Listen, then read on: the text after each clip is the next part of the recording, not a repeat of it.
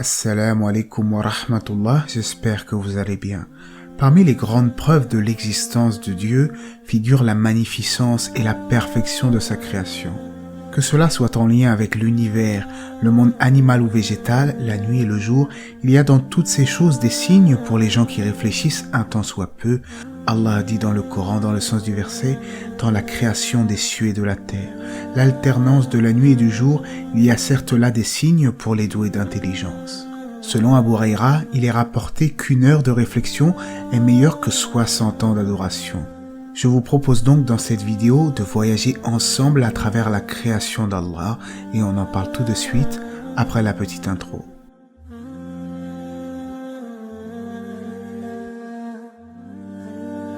Avant de commencer nos réflexions, commençons d'abord par évoquer l'importance de la réflexion. En effet, l'observation sur la création d'Allah est une adoration, comme je le disais. Elle augmente et consolide la foi. Ibn al-Qayyim rahimahullah disait « La réflexion augmente la foi beaucoup plus que ne le fait l'action. La réflexion raffermit le lien entre le serviteur et son Seigneur. Elle suscite dans le cœur le sentiment vivant de la présence divine. L'âme devient alors humble et se défait de toute vanité, de toute arrogance, car il constate la grandeur d'Allah et se rappelle sa petitesse. Commençons notre petit voyage à travers la création via un animal bien particulier, le chameau. Les chameaux sont en effet adaptés à leur environnement désertique. Aussi, ils peuvent supporter jusqu'à 70 degrés Celsius, peuvent boire aussi bien de l'eau douce que de l'eau salée. Ils peuvent notamment survivre à la soif pendant un mois entier et sont dotés de plusieurs niveaux de paupières afin de pouvoir continuer à observer même lorsqu'il y a des tempêtes de sable. C'est un peu un filtre hermétique au moindre grain de sable. Les chameaux suscitent donc une source de réflexion étonnante. Il y a même un verset à leur sujet. Ne voient-ils donc pas les chameaux comment ils ont été créés ?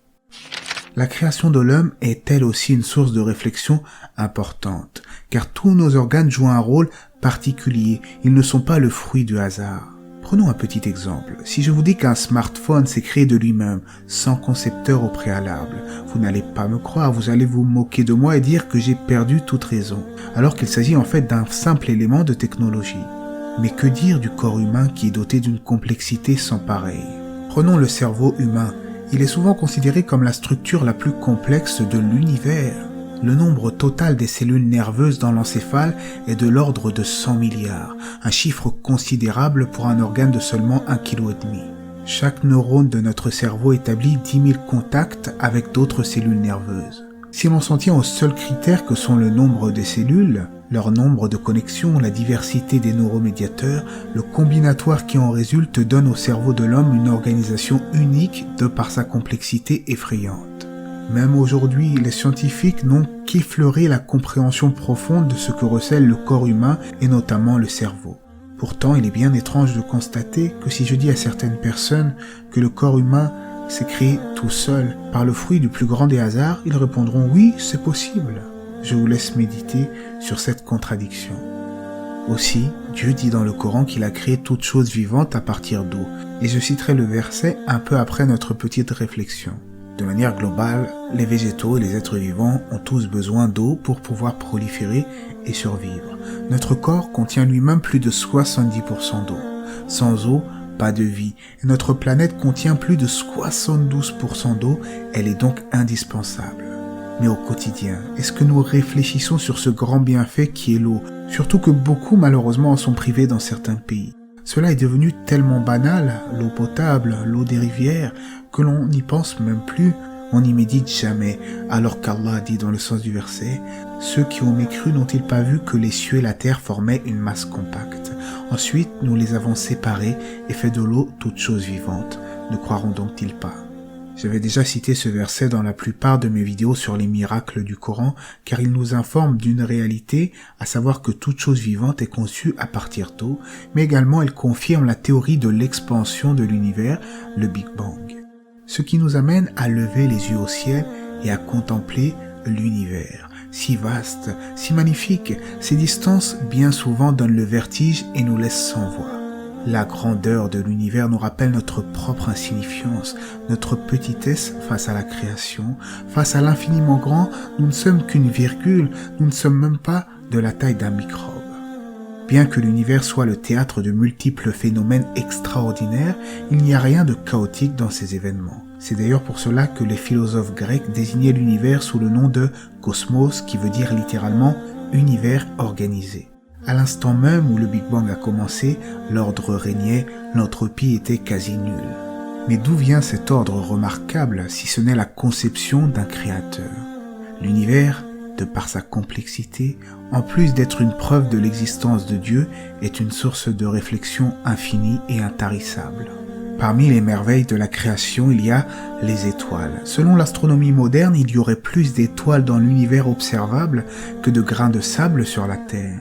Les étoiles, pour rappel, sont des boules de gaz chaud et gigantesques qui brûlent principalement de l'hydrogène. Au sein des étoiles, il y a des fusions nucléaires qui libèrent d'énormes quantités d'énergie et de lumière. L'étoile la plus connue, la plus populaire, est bien sûr le Soleil, une naine jaune. Naine jaune, car malgré sa taille gigantesque par rapport aux autres planètes du système solaire, elle reste minuscule par rapport à d'autres étoiles, à l'image des géantes bleues. Allah a dit dans le Coran, dans le sens du verset, « Parmi ces merveilles sont la nuit et le jour, le soleil et la lune ». Saviez-vous aussi que le soleil est à l'origine des aurores boréales que nous pouvons contempler dans certains endroits du globe ? Ces phénomènes nous laissent bien souvent sans voix, mais d'où viennent ces lueurs magnifiques? Elles résultent en fait des vents violents à la surface du soleil.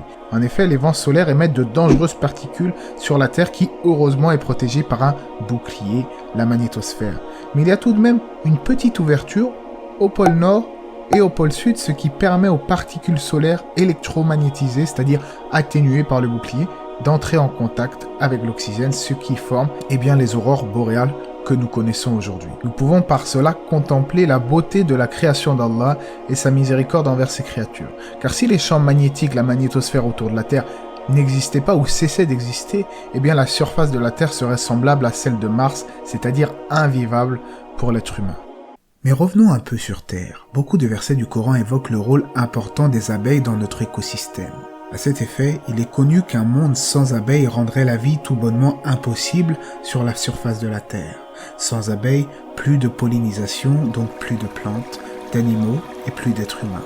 Doté de seulement 950 000 neurones, le cerveau des abeilles peut identifier des éléments de base tels que des lignes géométriques orientées différemment.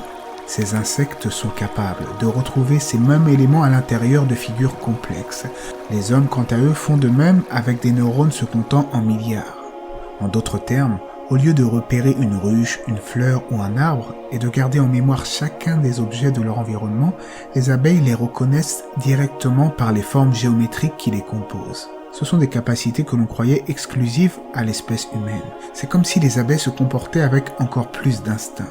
Dans le Coran, il est dit, dans le sens du verset au sujet des abeilles, « Puis mangez de toute espèce de fruits, et suivez les sentiers de votre Seigneur, rendus faciles pour vous. De leur ventre sort une liqueur aux couleurs variées, dans laquelle il y a une guérison pour les gens, il y a vraiment là une preuve pour des gens qui réfléchissent. » Parmi les choses étonnantes que j'ai pu constater depuis l'enfance, c'est que beaucoup de gens insultent la pluie lorsqu'elle survient. « Quel temps de chien » disent-ils.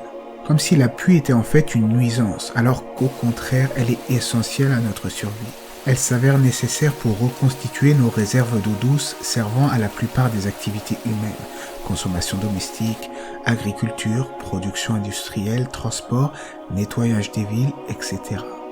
En islam, la pluie est de très bon augure car elle symbolise l'espoir, la miséricorde d'Allah. Il est d'ailleurs recommandé aux musulmans d'invoquer Allah lorsqu'il pleut, puis de découvrir une partie de leurs vêtements pour que la pluie puisse toucher la peau. A contrario, les orages, le tonnerre évoquent en nous la crainte d'Allah, car même s'il est plein de miséricorde envers ses serviteurs, il est aussi capable de nous punir, de nous châtier pour nos mauvaises actions. Les orages ont un rôle fondamental dans le transport d'énergie et de vapeur d'eau dans l'atmosphère. Ils jouent un rôle stabilisateur sur le profil de température. Comme vous l'avez compris, rien n'est laissé au hasard dans la création, chaque chose a son importance. La nuit et le jour font également partie des signes d'Allah. Parmi ces merveilles sont la nuit et le jour. En effet, grâce à la nuit, nous pouvons nous reposer, la plupart des activités cessent, les animaux se réfugient dans leurs tanières et les oiseaux dans leurs nids. Les âmes peuvent enfin trouver un peu de repos et se détendre après une dure journée de labeur. Puis, lorsque le soleil se lève, nous pouvons retourner chercher notre subsistance, étudier, voyager, mais surtout méditer sur la création d'Allah, le sujet même de cette vidéo. Même si bien souvent sur cette chaîne je vous propose de réfléchir sur l'univers dans son ensemble, il y a déjà de quoi réfléchir sur la terre qui nous entoure. En France par exemple, nous pouvons contempler la beauté de ses rivières, de ses montagnes et de ses prairies. Les montagnes sont un important réservoir d'eau et contiennent beaucoup de ressources naturelles essentielles telles que les minéraux. La science a également découvert récemment que les montagnes jouent un rôle qui assure la stabilité de la croûte terrestre. Et le Coran en avait d'ailleurs déjà parlé il y a plus de 1400 ans, comme je l'avais évoqué dans ma vidéo 20 miracles du Coran. Parmi les jolies choses que les gens aiment à s'offrir, il y a les fleurs. Elles sentent bon, sont belles et gracieuses. Mais poussons la réflexion un peu plus loin, à quoi servent-elles exactement ? La fleur est une partie supérieure d'un végétal qui peut revêtir différentes formes, structures, parfums et couleurs afin d'attirer les animaux pollinisateurs. Elle porte les organes sexuels de la plante qui permettent sa reproduction. Les diverses structures des fleurs sont étonnantes d'ingéniosité et prouvent une adaptation exceptionnelle au milieu dans lequel elles se trouvent. Comme beaucoup d'éléments sur Terre, les fleurs jouent un rôle important dans notre écosystème. Mais en plus de cela, elles ont un aspect qui invite à la réflexion sur la création de par leur beauté. Mais arrêtons-nous un instant car j'aimerais attirer votre attention sur une chose extraordinaire, à savoir la pluralité des créations d'Allah.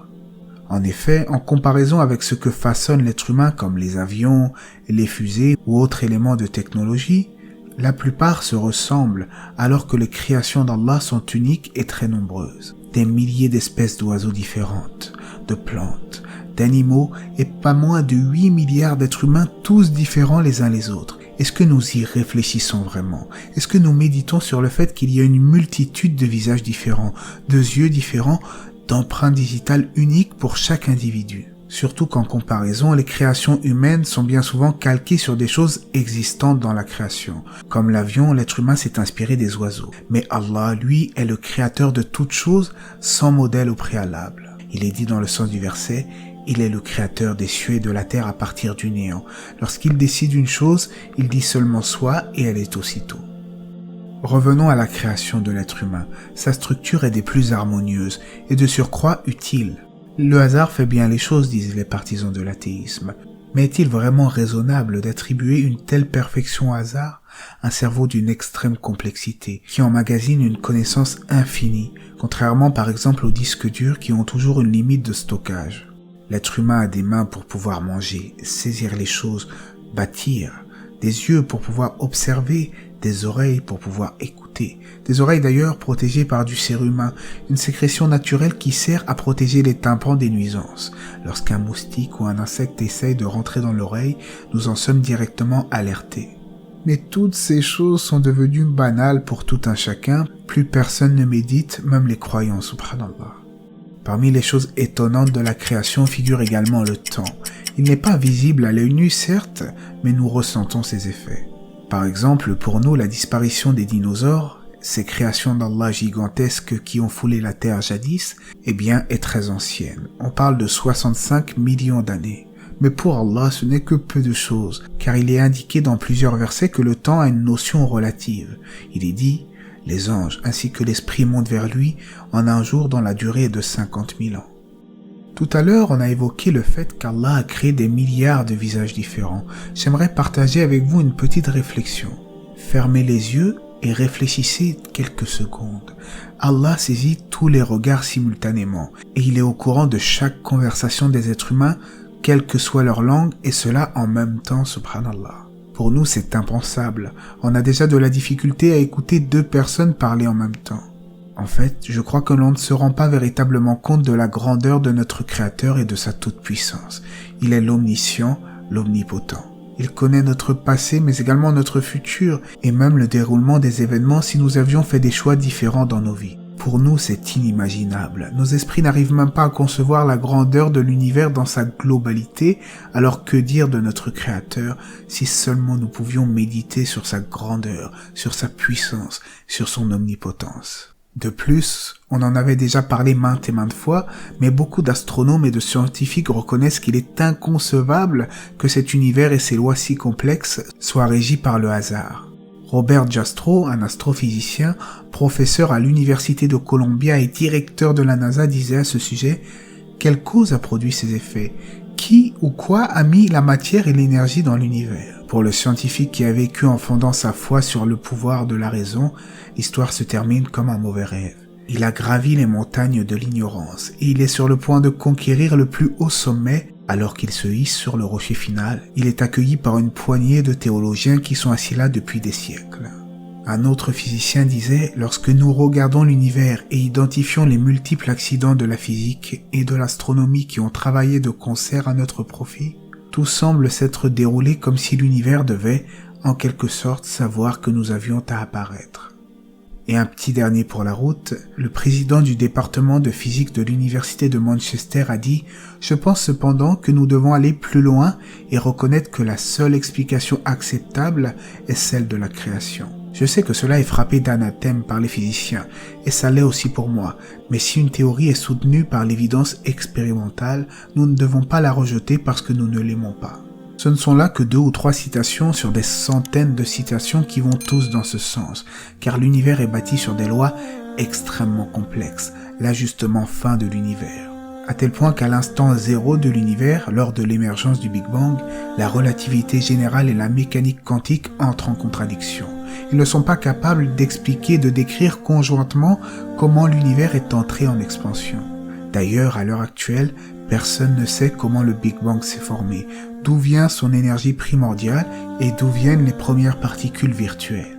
La seule explication est celle de la création, comme l'a dit d'ailleurs ce scientifique, si seulement la plupart des gens pouvaient en être convaincus. Mais réfléchissons aussi sur la situation de la planète Terre. Elle n'est ni trop éloignée du Soleil, ni trop proche, car si elle était trop proche, nous serions consumés par ce dernier. Trop éloignés, nous péririons dans un froid glacial. Les plantes nous assurent l'oxygène dont nous avons besoin. La couche d'ozone et les champs électromagnétiques assurent notre protection contre les nuisances que pourrait causer le soleil. Les abeilles, tous les animaux, tout notre écosystème fait partie d'un grand tout, d'un équilibre délicat qui fait que nous pouvons survivre dans cette planète. C'est comme si la Terre était créée pour que nous puissions proliférer. Évidemment, c'est le cas, mais les sceptiques n'en sont pas convaincus, alors on demande à Dieu qu'il nous guide tous sur le bon chemin. Méditons sur les beaux paysages qu'Allah a créés lorsque nous sortons en famille à la plage, à la montagne ou juste le fait de contempler un coucher du soleil. Malheureusement, cela est devenu tellement normal, tellement banal, à tel point que nous ne faisons plus attention à ces choses-là. On regarde une fois le coucher du soleil, 2 fois, et on s'en lasse et on reste scotché sur nos smartphones, sur le virtuel ou sur les jeux vidéo. Tiens, ce jeu a de beaux graphismes, dit-on. Mais à la base, sur quoi se sont basés ces jeux vidéo? Sur le modèle de la création d'Allah. Mais Allah, lui, ne s'est basé sur aucun modèle. Comme nous l'avons vu, il a créé toutes choses à partir du néant, subhanallah. Méditons sur le monde qui nous entoure, et certes a dit vrai l'érudit qui a dit « Si l'homme s'adonne à la réflexion, il tirera de chaque chose un enseignement ». Malheureusement, beaucoup ont délaissé cette grande adoration qui est la réflexion, la méditation. C'est pour cela qu'à partir d'aujourd'hui, j'espère que vous, ainsi que moi-même, allons plus réfléchir et nous adonner à la méditation sur le monde qui nous entoure. Ce monde qui n'est autre que la création de notre Seigneur Allah, subhanahu wa ta'ala. En tout cas, Allah c'est mieux. J'espère que cela vous aura été bénéfique, vous aura permis de méditer avec moi sur la création d'Allah. Mais ça ne s'arrête pas avec cette vidéo, il faut le faire chaque jour au quotidien. N'hésitez pas à vous abonner, à partager la vidéo ou ne serait-ce qu'à laisser un petit j'aime. Que la paix et les bénédictions d'Allah soient sur le prophète, sa famille et ses compagnons.